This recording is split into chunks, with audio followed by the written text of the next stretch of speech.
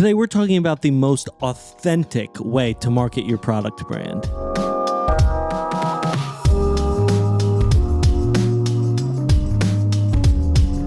So user-generated content, or UGC, is original content that's related to a product or service, but it's not created by you, the business owner, or by a marketing agency. It's actually created by the individuals who are using or interacting with the brand itself. So UGC can look a lot of different ways. It's very common to see a video on TikTok or Facebook or Instagram of someone unboxing something or utilizing a product and showing it off, or hey, I got this new product, check it out. That's user-generated content. It's not created by the product manufacturer or by the company, but it's created by the person who's using it to advertise that product. And it can look like those videos that I just mentioned. It can be blog posts. It can be reviews. Those are all user-generated content. When you get a review about your brand or about a product or service, that's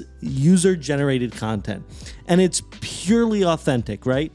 You're not even paying for it. So Gen Z and every other generation is going to trust that more than any form of marketing you put out, because it feels so disconnected from fake marketing, which is the marketing that people hate. So user-generated content becomes this very authentic way to advertise your brand.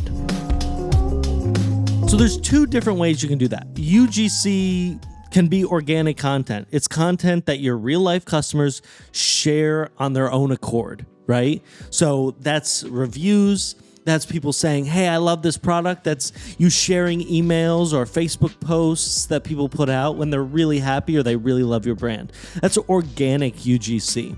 Now, there's also another form of UGC called paid UGC, and it's kind of in that influencer marketing world. But as influencer marketing is on the decline, user-generated content is a great way to fill that space. It's you paying creators to make content about your product or service. You can be paying them by just giving them the product and say, hey, we'd love to get your honest review. That's a great way that small brands start out. You send things to smaller creators who create video that you can then share and say, see, look at how much these people love this product. It's a very authentic way for people to start talking about your brand in a way that doesn't involve you. Anytime we can take marketing outside of you and what you're doing, the more authentic you're going to be.